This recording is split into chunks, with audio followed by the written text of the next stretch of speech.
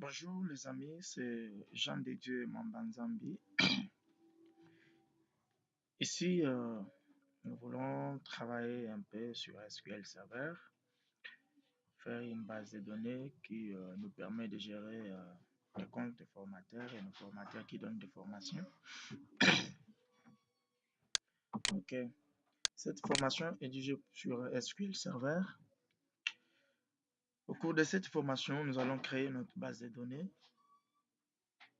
pour gérer les comptes. Je vais prendre l'exemple de notre entreprise MZJDL2L, l'entreprise dans laquelle nous travaillons, nous développons du logiciel, travaillons sur l'administration des bases de données. Nous allons créer une base de données ici qui va nous permettre, et je vais raconter un peu ce qui se passe chez nous, la maison MZJDL2L. Nous avons des formateurs. Je prends juste le cas des formateurs. Chez nous, nous formons les programmeurs, les développeurs, les administrateurs des bases de données. Nous formons les concepteurs aussi. Alors, tous nos formateurs, nous les payons. Nous les payons et ils ont leur compte bancaire. Nous les payons par rapport à leur prestation. Donc, à chaque prestation, à la fin du mois, chaque formateur a son salaire. Alors, nous allons créer une base de données qui va nous permettre de gérer tout ceci. Alors, là,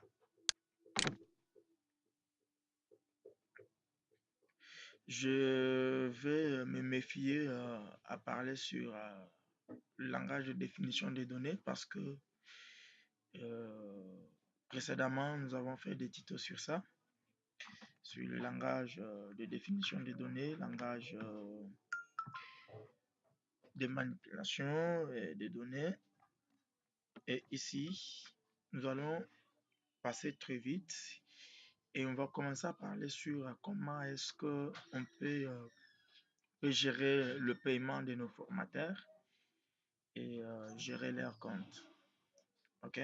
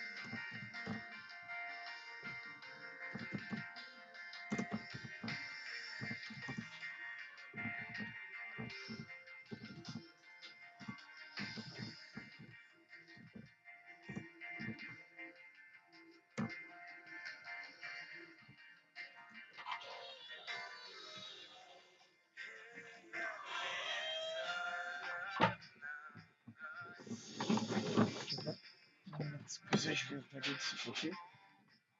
Je suis en train de faire.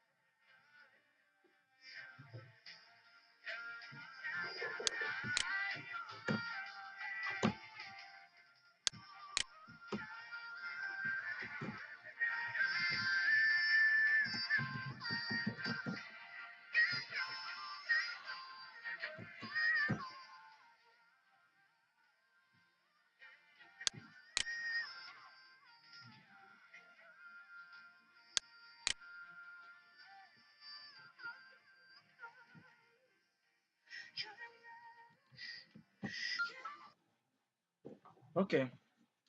Ici, nous avons besoin de table que vous voyez là. Nous avons besoin de la table formateur. Comme on venait de le dire, qu'on va prendre un exemple, un cas sur le formateur. Alors, nous avons besoin des informations suivantes. sur les formateurs. Deuxième table, nous avons besoin, c'est la table apprenant, celui qui vient pour être formé. Excusez. La troisième table, nous avons besoin de connaître toutes les formations qui sont données dans notre entreprise. Et les informations suivantes déterminent chaque formation. Quatrième table, nous avons besoin de la table prestation. Parce que un formateur doit être payé par rapport à la prestation. Combien de jours par mois il a presté. Ainsi, tout ça sera géré. On va montrer comment est-ce que nous allons parvenir à tout faire. La prestation. Cinquième table, c'est la table compte. Donc, le compte du formateur. Ici, nos formateurs sont payés en passant par le compte bancaire. OK? Nous, l'entreprise MZJDL vire le salaire du formateur dans son compte bancaire. Et nous allons montrer comment est-ce que tout ça se passe ou tout ça se fait. Nous avons la table à compte.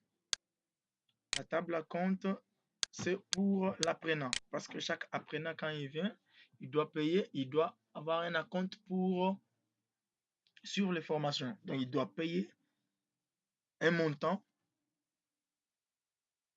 probable pour suivre les formations. Ainsi, nous avons la table barème. Dans la table barème, nous trouvons les salaires des formateurs et leurs primes. Alors, comme c'est par compte bancaire, donc chaque formateur doit avoir un numéro de carte bancaire. OK? On peut ajouter ce numéro-là là-bas ou carrément on peut créer une table contenant les informations sur la carte bancaire de chaque formateur.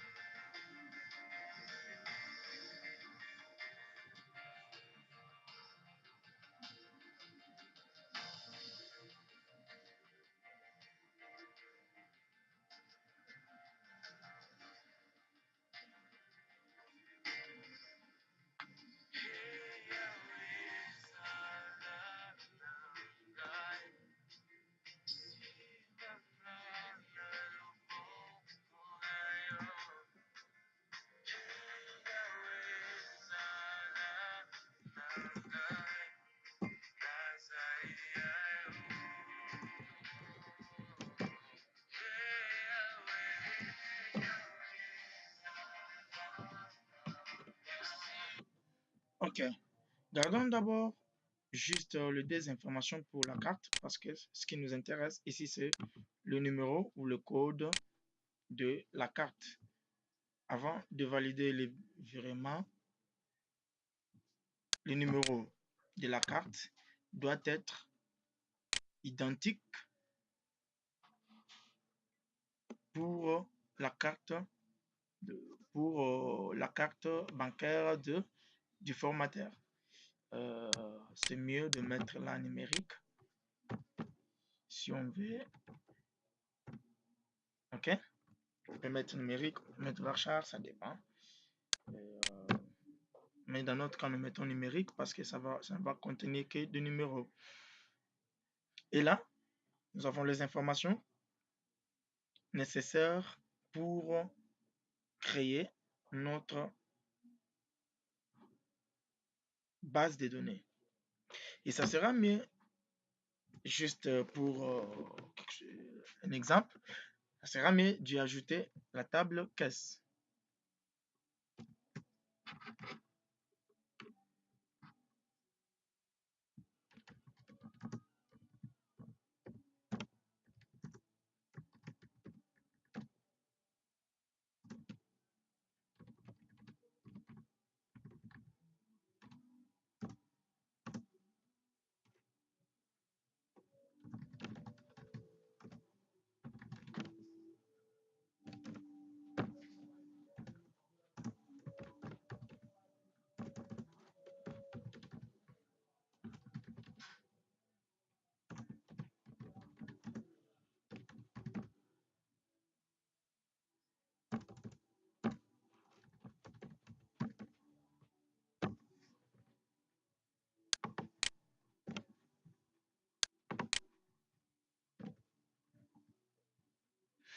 Ok. Maintenant, nos informations là sont consistantes pour créer notre base de données. Mais comme c'est une base de données relationnelle, il faut qu'il y ait des relations. Qu'est-ce que le formateur fait? Qu'est-ce que l'apprenant fait? Ok? Donc, pourquoi la carte bancaire? Donc, il faut toutes ces formations-là. J'avais dit que je ne vais pas trop me baser sur le langage de définition des données parce que précédemment, nous avons déjà fait des vidéos sur ça. Les tutos, c'est juste que là, on sait qu'un apprenant apprend la formation. On sait qu'un formateur donne la formation. Donc, dans formation, il doit y avoir quelque chose qui identifie le formateur à ce niveau. Donc, nous devons y ajouter l'identifiant du formateur parce que nous devons être en mesure de savoir cette formation est donnée à qui, quel formateur donne cette formation. Voilà pourquoi ici nous allons préciser l'ID formateur.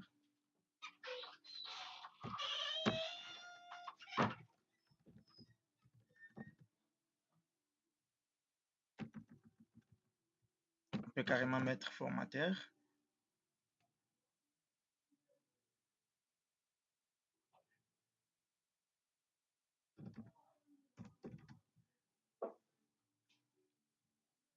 On a déjà parlé de ça, ça doit être identique avec la colonne qui le référence. Un formateur preste. OK? Donc, il sera mieux déjà ajouté là-bas. Formateur ID preste. Un formateur a un compte. Donc, il sera important d'y ajouter formateur.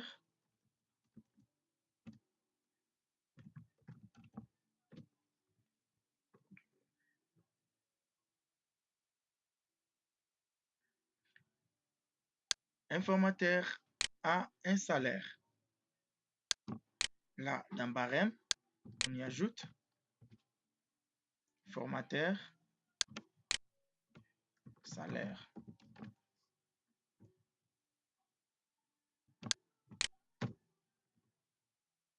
Un formateur a une carte bancaire.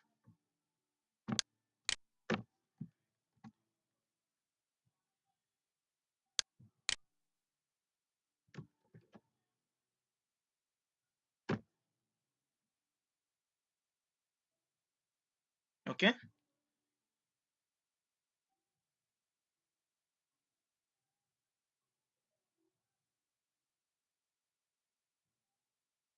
Maintenant, ce n'est pas encore fini. On doit savoir qui donne formation à qui. Donc, on doit trouver là-bas, dans apprenant, le formateur.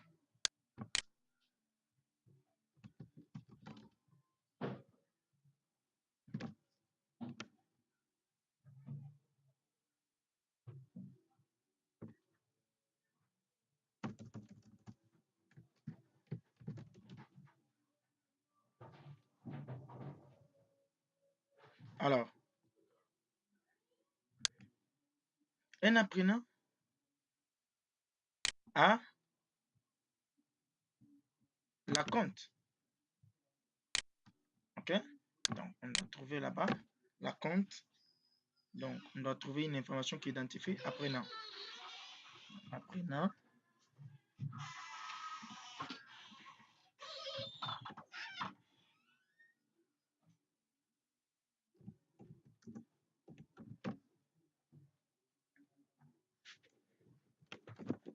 OK?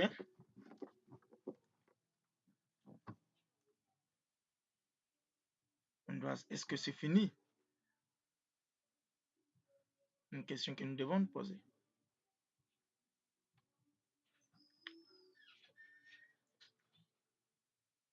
Nous devons trouver aussi dans formation l'apprenant. Formation, on doit aussi trouver l'apprenant.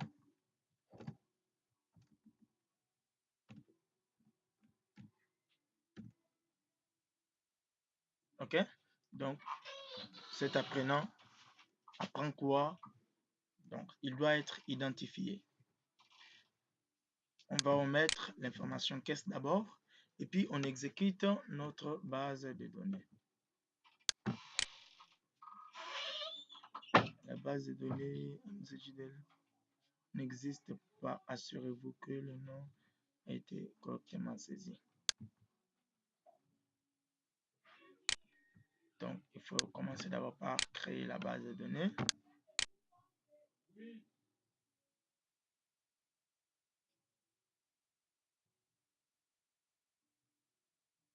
Notre base est créée. Ainsi, on peut exécuter la suite des informations. OK. On va actualiser la base. On part chercher notre base de données MZJDL formation. Il est là. Et nos tables, toutes les tables qui sont créées sont là.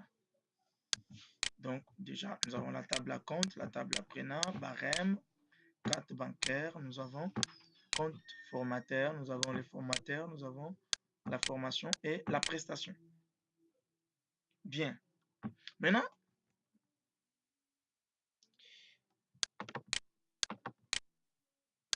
là, la première des choses que nous allons commencer par faire, c'est régénérer d'abord notre schéma. Le schéma de la base de données. Nouveau schéma.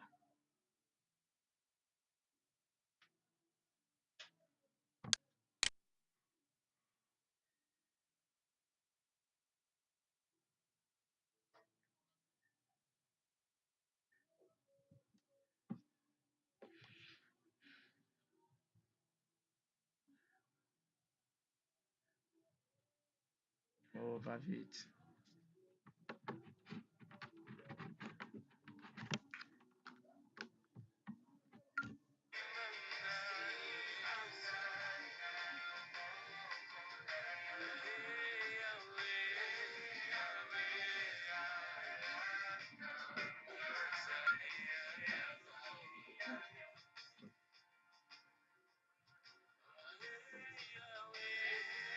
Qu'est-ce qu'il y a? Oh là là là là.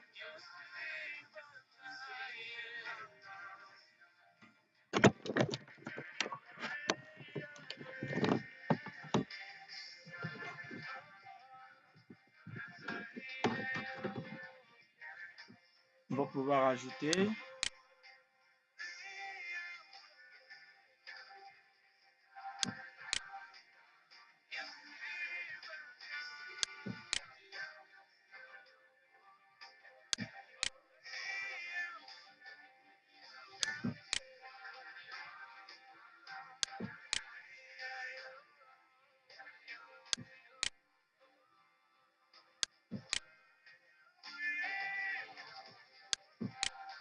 Ok.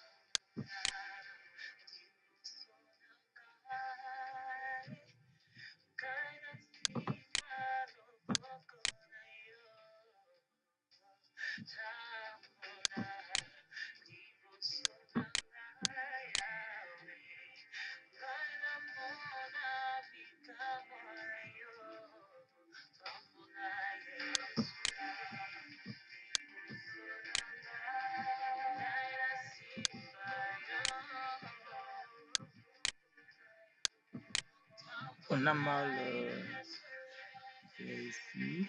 En fait, ce que je dois faire, souvent, je n'aime pas ajouter tout sur les graphiques. On va d'abord commencer par assigner nos informations, nos identifiants des tables. Donc, si, comme nos tables sont là, nous avons dans la table apprenant l'ID formateur. Nous devons vraiment affirmer que cette information vient de la table formateur et qui doit être référencée. Voilà pourquoi il faut assigner que cette information est une clé étrangère. Je ne voudrais pas trop en parler parce qu'on a déjà fait cours sur ça.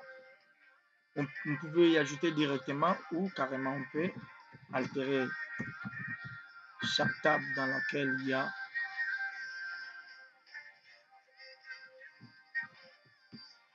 les informations. On va commencer par altérer la table apprenant. On lui ajoute une clé étrangère. On va voir l'information c'est quoi. C'est ID formateur. Donc formateur ID apprenant. Alors c'est une contrainte. C'est une contrainte d'intégrité référentielle.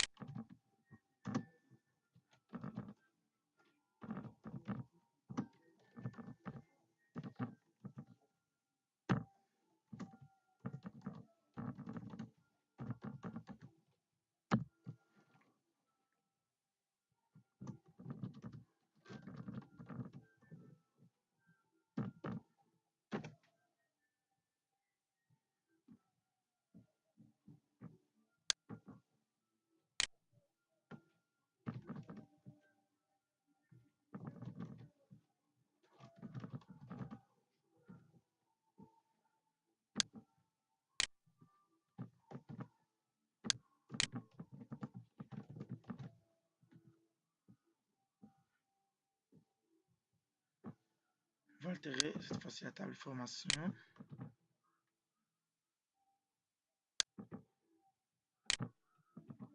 Dans laquelle nous trouvons le formateur.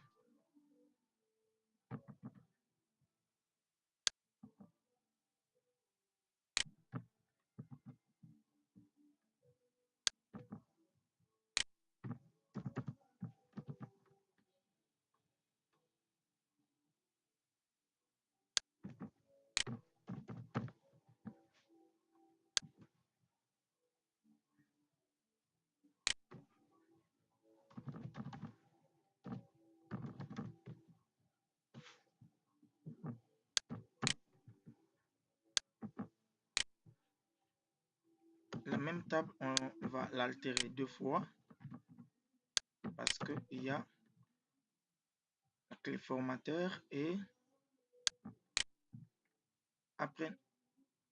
apprenant.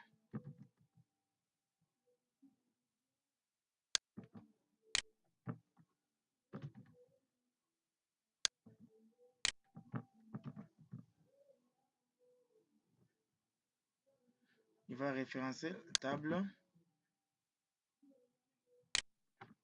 Là, il va référencer table formateur.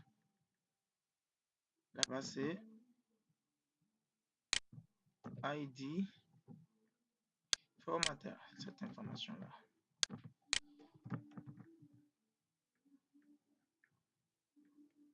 De même, ici, il va référencer la table apprenant. L'information de la table apprenant. Là-bas, nous avons ID apprenant.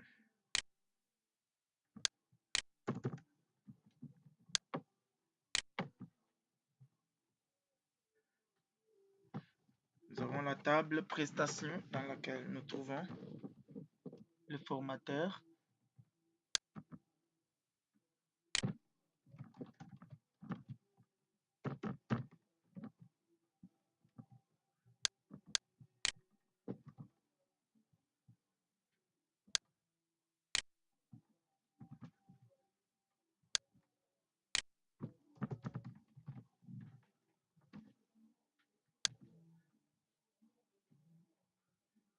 Formateur toujours. Compte. Formateur.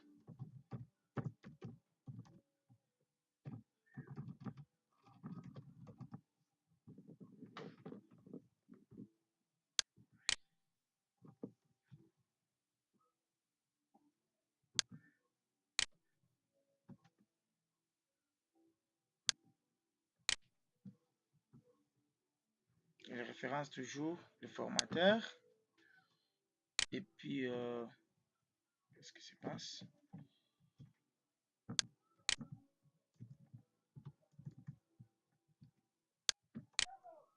Nous allons altérer encore la table à compte.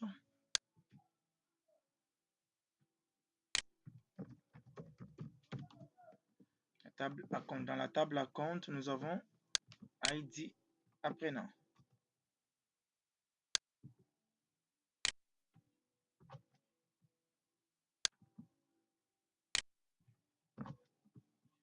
Et référence la table apprenant.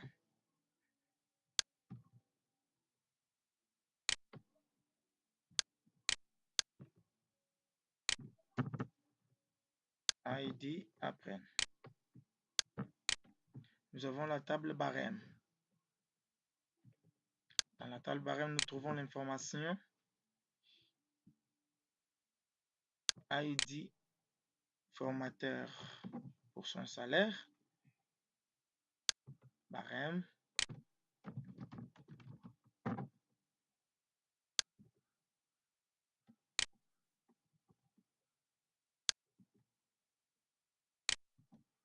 qui a pour référence une information de la table formateur. Nous allons altérer la table carte bancaire.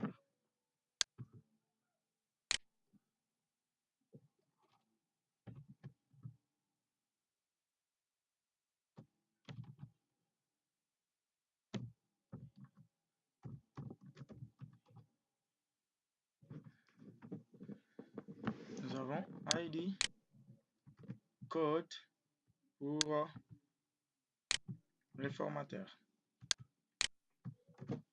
qui référence toujours une information dans la table formateur. Je pense que nous avons fini et que nous pouvons exécuter notre code. Là, qu'est-ce qu'il y a?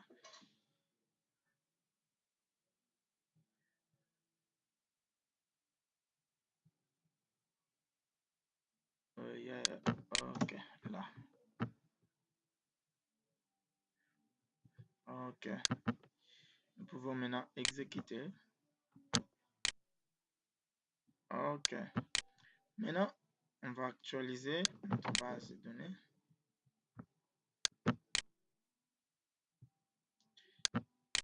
Toutes nos tables sont là. On va régénérer un nouveau schéma de base de données. J'actualise. OK.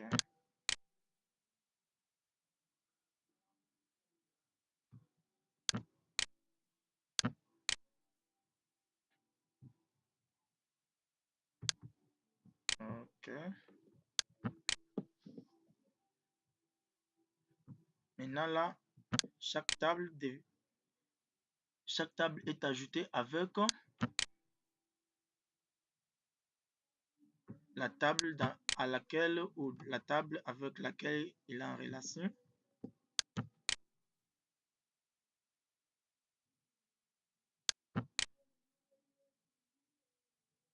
OK. Nous pouvons organiser notre base de données.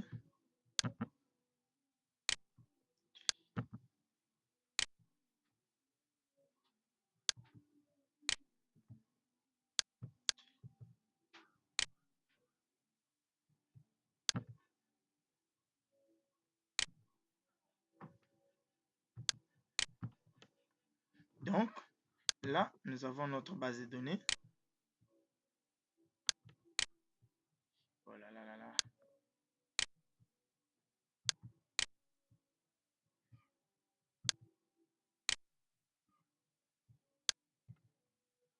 Il faut qu'il soit au moins visible. Bien l'organiser quand même.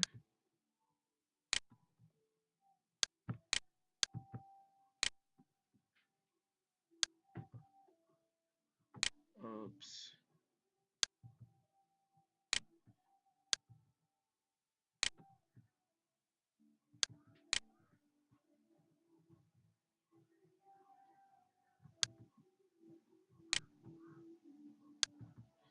Qu'est-ce qu'il y a?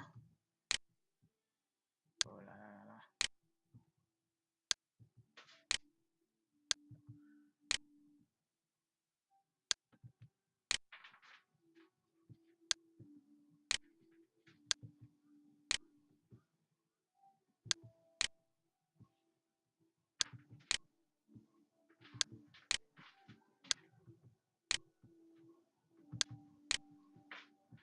Ok, même comme ça. Cela monte là-bas.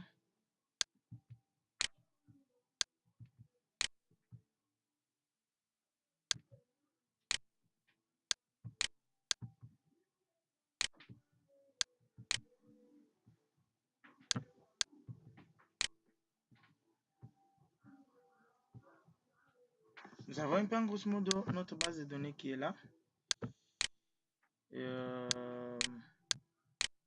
Donc nous avons toutes les tables comme vous le voyez. Toutes nos tables sont là.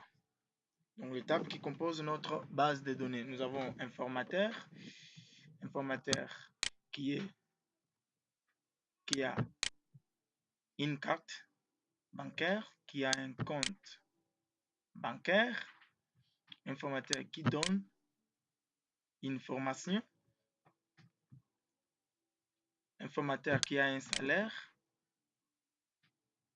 ok, informateur qui preste et il donne formation. Alors ici nous avons un apprenant qui a la compte, ok. Il a la compte, ça veut dire avant de suivre une formation, il doit payer quelque chose. Et aussi un apprenant suit une formation. Ok? C'est sur base de ça que nous allons élaborer et nous allons travailler beaucoup plus. On va enregistrer cette fois-ci notre schéma.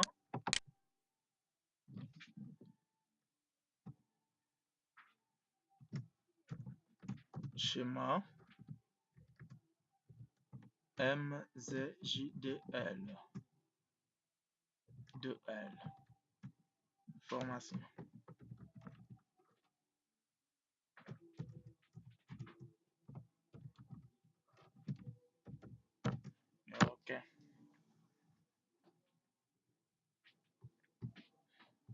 Ok, maintenant ici, nous avons notre schéma qui est là. Maintenant, on va commencer à travailler là-dessus. Nous venons là. Il doit y avoir les informations. Nous devons avoir les formateurs, les apprenants qui viennent pour être formés, les formations d'abord. Ok? Dans notre maison MZJDL, nous disposons de formations. On peut les insérer en passant par, comme vous le savez, insert, la commande insert into. Mais moi, je préfère ce que nous puissions, pour que je puisse introduire directement la notion de procédure stockée. Je voudrais que je puisse en faire une procédure stockée. On va créer une procédure stockée qui va nous permettre d'ajouter les formateurs. Donc là, on crée une procédure. Vous pouvez mettre pros ou procédure. C'est presque la même chose. OK? Procédure, ajoute formateur. OK? Dans cette procédure, nous aurons besoin des paramètres. Le premier paramètre, c'est le nom. Pour les paramètres qui vont nous permettre d'insérer le nom du formateur, qui est du type varchar.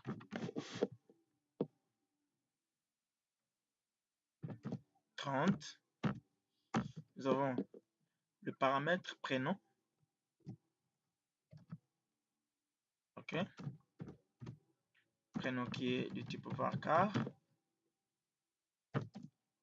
Comme on avait mis 30, on respecte ce que nous avons déjà fait. Nous avons l'adresse. On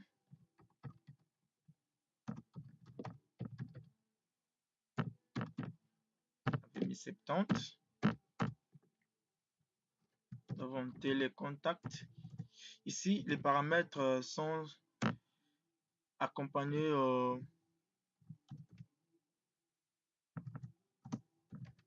de arrobase. Là, on avait mis 14. Pour que ceci soit reconnu comme paramètre, il faut le précéder par l'arrobase. Nous avons genre.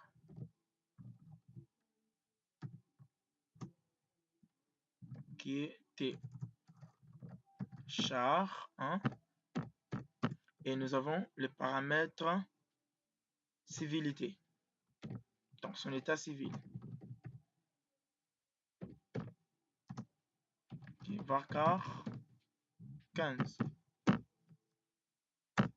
OK. Maintenant, nous avons nos paramètres. Nous devons maintenant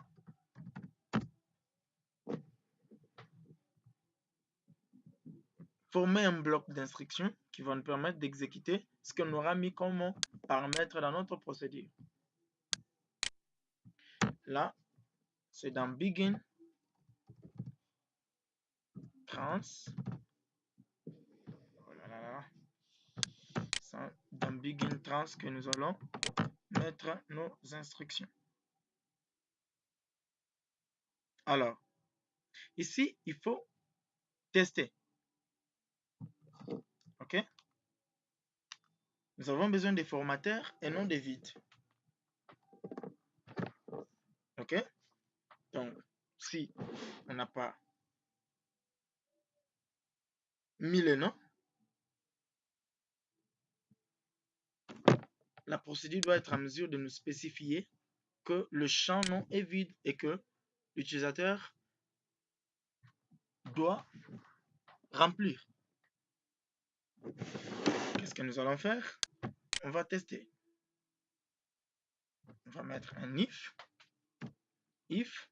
arrobas, non, notre paramètre là, if le paramètre égale vide, comme ça, qu'est-ce qu'il doit être en mesure de nous dire? Il doit nous imprimer un message, print, message, notre mzjdl, del, info. On fait ça juste quelque chose de design quoi, c'est pas grave. Le champ non est vide.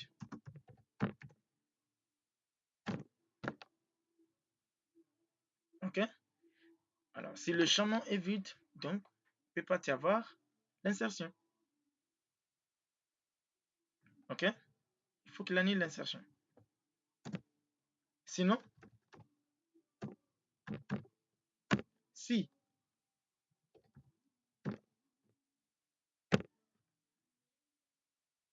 ok? Deuxième paramètre, on va pouvoir faire le même test presque partout. Si celui-là est aussi vide, qui nous imprime un message, mais cette fois-ci en nous spécifiant que le champ est le champ prénom.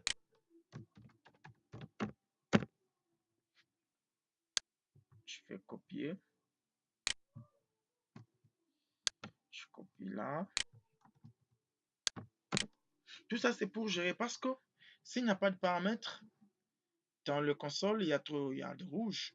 Quand il faut exécuter, il y a du rouge. Alors, pour éviter ce message d'erreur du système, ou le message rouge, il faut que nous puissions gérer nous-mêmes. Voilà pourquoi on fait cela. On met cette fois-ci ce arrobasque adresse. Le champ, c'est le champ adresse.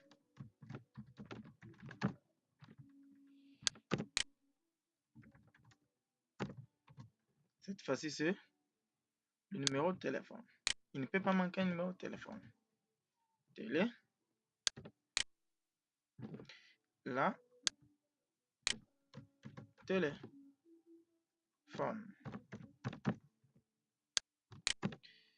En bas, je mets basque, ce genre. Ce genre.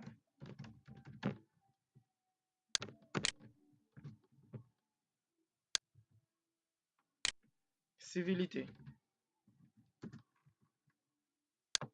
Donc, civilité.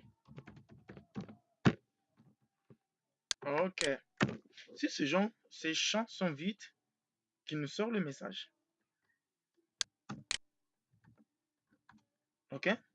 Qui sont en train de nous conduire pour que nous puissions être en mesure de savoir que c'est tel champ qui est vide et que nous devons le remplir. Sinon, si arrobasque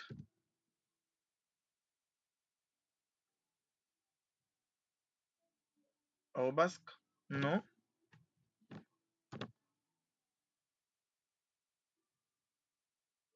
est différent de vide et arrobasque prénom différent de vide et arrobasque adresse différent de vide et arrobasque télé différent de vide et arrobasque genre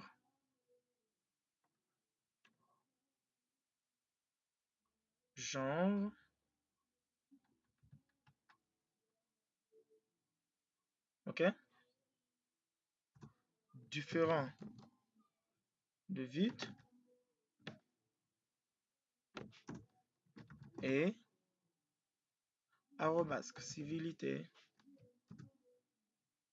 différent de vide et arrobas pour finir civilité. Qu'est-ce que je suis en train de faire? Civilité, c'est déjà 2, 3, 4, 5, 6. 2, 3, 4, 5, 6. Ok, nos paramètres sont finis. Presque finis.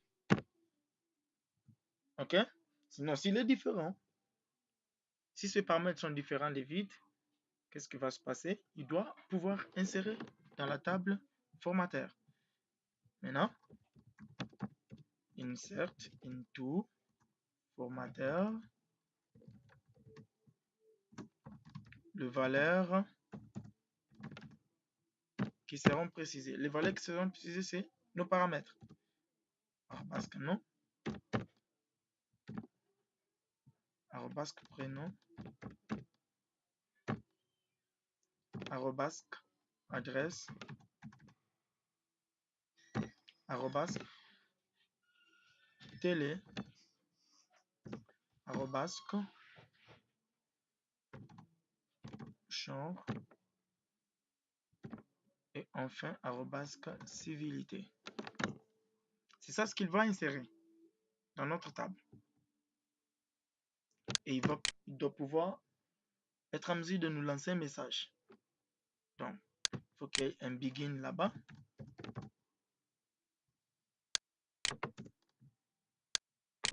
Et il doit nous lancer un message. Il doit nous imprimer un message. MZJDL DL success. Ok. Là, on met quand même quelque chose de différent.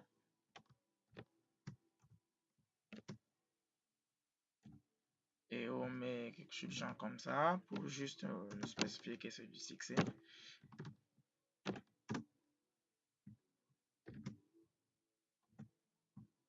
Formateur ajouté. Formateur ajouté avec succès. Ok. Dans le cas contraire, sinon, on va mettre un enter pour fermer les begin là. Sinon, il nous imprime un message. Impossible. MZJDL DL error.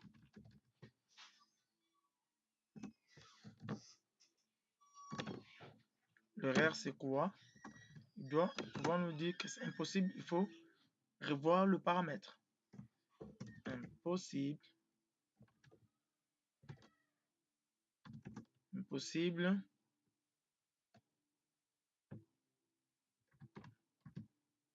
D'ajouter. Qu'est-ce qu'il y a? Il faut que j'ajoute un apostrophe là-bas. D'ajouter le formateur. Veuillez vérifier vos paramètres, s'il vous plaît.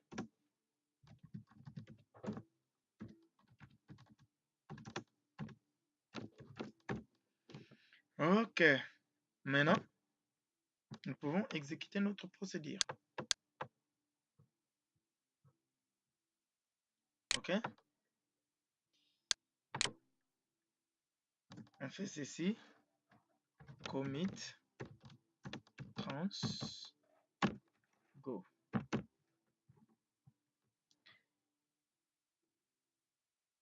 Ok, on exécute.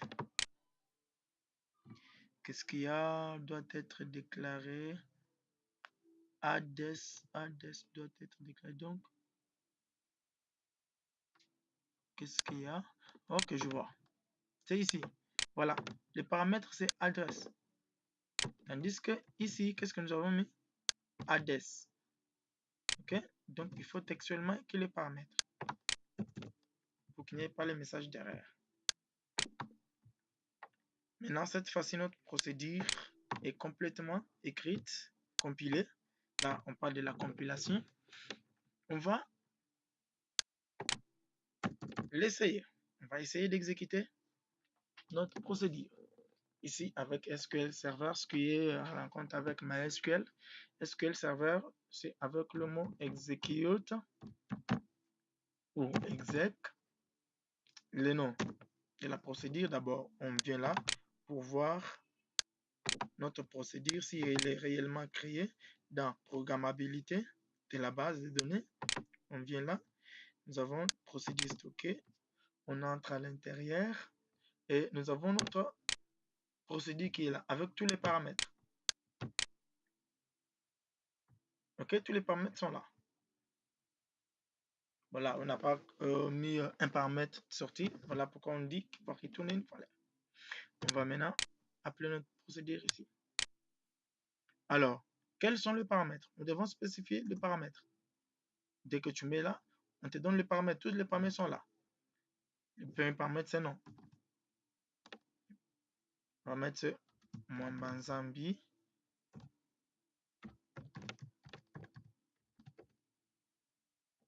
Mwambanzambi. Deuxième paramètre, c'est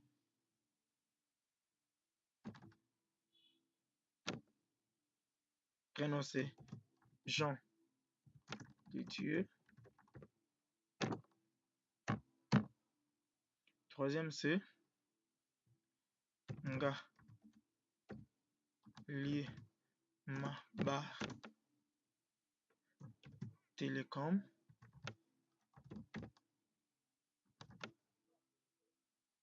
Le numéro de téléphone, c'est plus 243 82 47 91 862. Genre M. Civilité célibataire. C'est formateur et encore célibataire, ce qui n'est pas grave. Ok? Donc, tous nos paramètres sont spécifiés.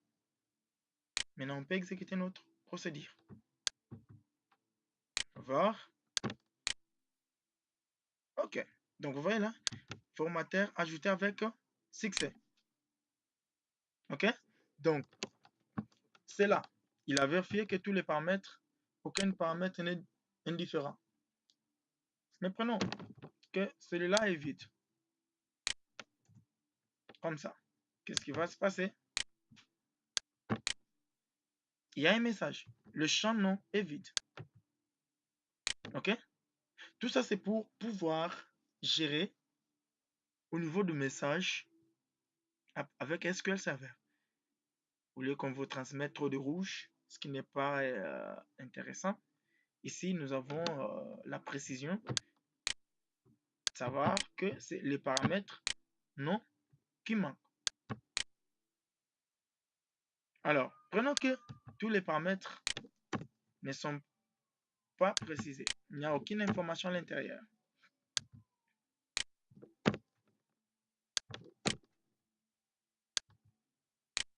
Qu'est-ce qui va se passer?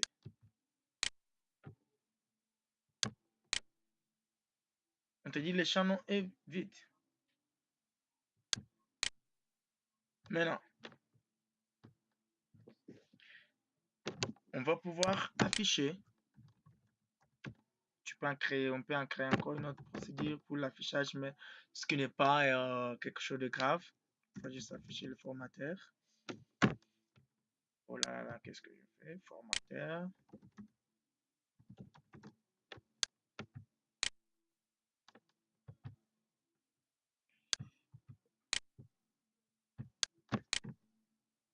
Donc, nous avons les premiers formateurs est là.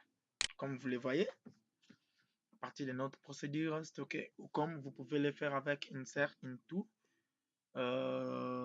formateur values, vous précisez les valeurs. Maintenant, vous voyez déjà qu'à partir d'ici, il ne peut pas y avoir une information nulle dans la base de données. Donc, dans notre table, on ne peut pas trouver un enregistrement dans lequel on ne connaît pas les formateurs. Déjà, on le gère à partir de là. OK? Maintenant, on peut encore ajouter même quelques nombres de formateurs.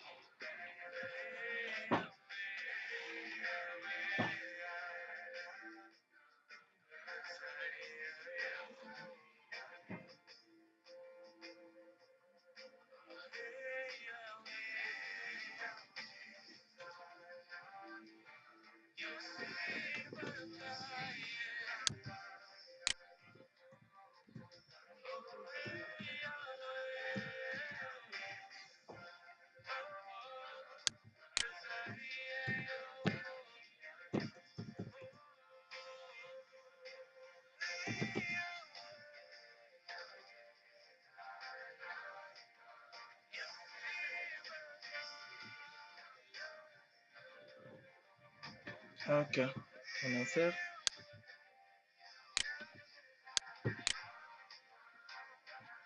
Donc, vous voyez que là, il y a ajouter, ajouter, ajouter avec succès. Donc, nos messages sont là. On va vérifier, on va exécuter pour voir que nos formateurs sont ajoutés. Nous avons maintenant 7 formateurs.